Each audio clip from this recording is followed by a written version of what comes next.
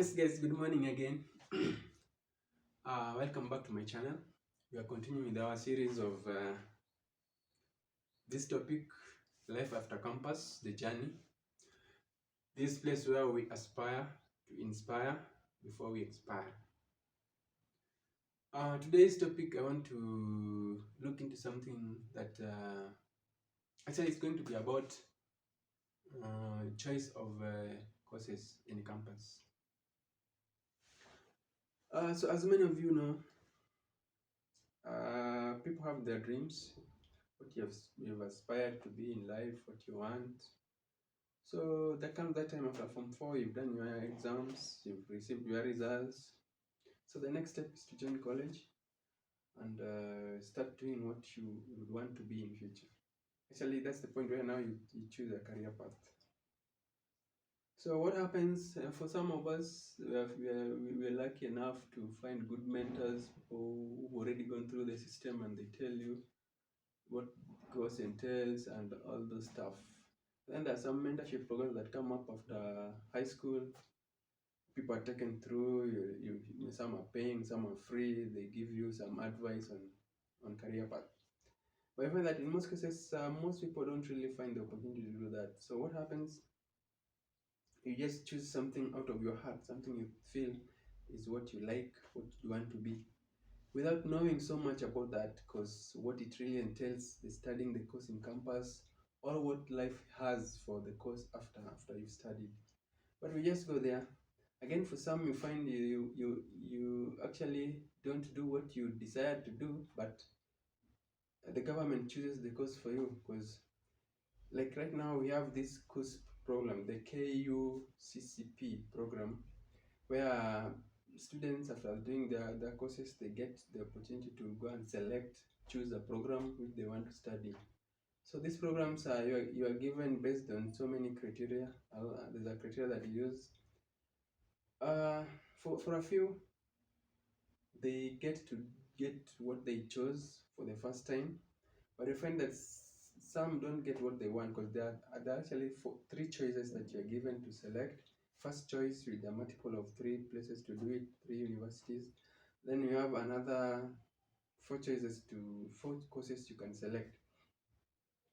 Unfortunately, not so many people get this, and it becomes a frustration that now you find yourself just doing what is available. You select what is available and you go do it. Once you get to campus, you might find you like the course. Some you don't like the course, but you just go to do it because after all, it's either you do it or you go out, go to a private institution to pay for the course, and which most people don't afford. They can't afford, so they opt to do whichever course that has been chosen to them for them to do. So and this is where everything starts, because now here you're doing a course, you don't know so much about it. For the institutions, they always tell you, this course, any course is good. There's no bad course. You'll get outside there. You'll definitely find something to do. But sometimes I also wonder which criteria these universities they sit down to come up with the courses. I don't know whether they consider the market outside, availability of the market for the course for whoever is trained in the course when they get out. What is their target with the students after they finish their studies? Do they want you to be in employment? Do they want you to be in business, entrepreneurship, or do they want you to be in some innovation or invention, things like that? Because I think for me, those should be the fundamental points to the institutions when they're coming up with a course. When they design a course, they should first ensure that the course will meet a certain niche in the market. There is a need in the market for that course, and it's not just a small need. There is availability. Let them not start a course that maybe you'll have opportunities in one or two big companies, or you'll have just a few areas to start a business in, and then that's it. Because after that, when all this every year the students come out, they're graduated, every year we have people coming out, the institution are churning out students, churning out students, churning out graduates. So if a course was meant for just a small area, small niche, you find that it gets filled up, it's overwhelmed. And then what else? People graduate, there's nowhere they can go. You remain outside there, uh, devastated. You just don't know what to do next. So for the institutions, when they come up with these courses, they really need to put that into consideration. They surely should. The other point is when they're setting up these courses, they have, if it's a course that has a profession, let's say engineering, law, journalism, doctors. If it's a course that when somebody gets out, they would have the opportunity to practice, such that they are licensed, and then now after being licensed, you can practice. Yes, that should be one line. So when design these courses, that should be core in it. Is can the students practice when they get out? Can they start their own farms after getting the license, and then they can grow the farms? That should be one thing that is there. So you find that some institutions have courses that the design of the course is supposed to be a practice. You should practice after studying the course, but you get outside there, you find that the authorities that are mandated to license you to practice, they don't even know about that course.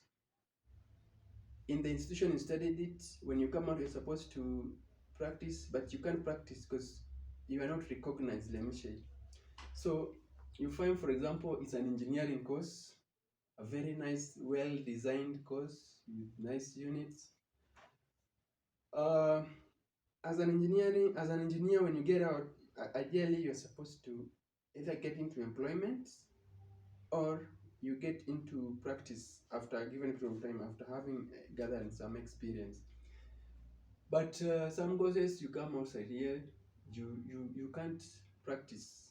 Ideally, you are totally limited from practicing. One, there is no regulatory authority that you, either there's no authority that is regulating the course or recognizes the course, or the course is not recognized by the available regulatory authorities. So such situations put the students in a very bad state, because employment in that field is very limited in the course you studied. You cannot practice. So unless now you are left with being innovative, and innovation is another field that requires a lot of resilience and support, because without a very good financial background, but financial support, however innovative you are, it's very hard that you'd make big steps. Because first, most people when they get out of campus, they actually need food, you need a place to stay, you need clothes, you need to move around. So if you are to get into innovation, it's not something that is you're going to start it right now. Innovation is something that is nurtured. You start something, you try, it fails, you start another one, it fails. Yeah, so you find that you're in a situation where you cannot really get into an innovation. You try, but you may not succeed that much, because you will need money to clothe yourself, you'll need rent. Once you're out of campus, everybody expects you to be able to take care of your needs. You need food, and then maybe you have a family now, you have to take care of the family. So you put aside the thing of innovation and start looking for other things. So you find that now you are in those three categories. Employment is not there. Practicing, because of your institution, you cannot come out of practice because you cannot be licensed. Innovation, financial hitches are making you not to be able to practice. And these kind of things are what makes students after campus, they end up in anything. Some get into drugs now because it's like they're getting desperate.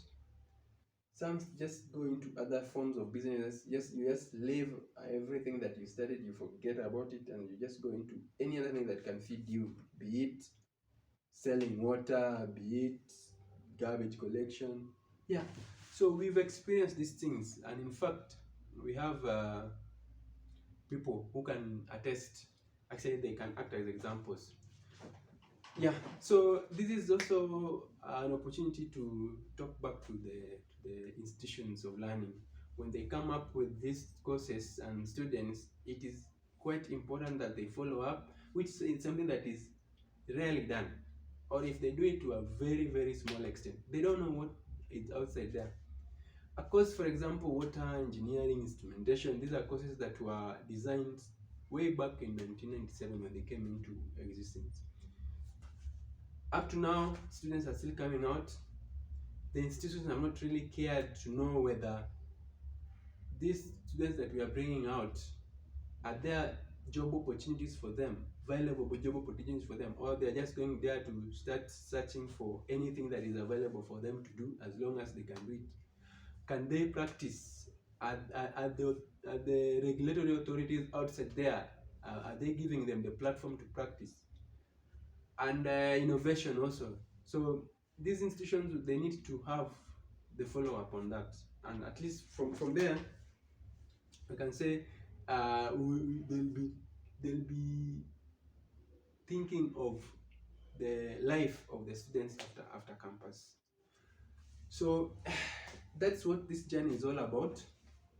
We're just trying to follow up on the students after campus, the journey. We want to see the challenges they're facing, and also this will act as a channel to the institutions so that they can get to know how are their students faring on outside. They can use this platform to hear the stories and see the areas they really need to improve on. We want to have a form of education that is that is developmental. Yeah? What I mean is something that is dynamic. It changes with time, with the need, and it's something that is meant for the good. You don't just come up with something and you don't exactly know the kind of impact it is having outside there.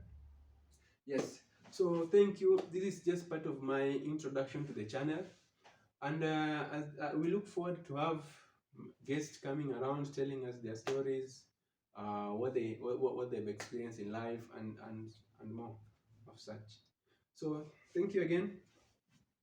Next time, we're still hopeful that actually we invite people. Please come up with your stories, join me. Let's discuss them, and it's going to be for the good of yourself, people around you still also undergoing some tough times, and for the students back in campus, so that at least when they're inside there, they know exactly what awaits them outside. Yes, so thank you very much. Kindly subscribe to my channel, like my channel, and we hope to have more videos coming up. Thank you.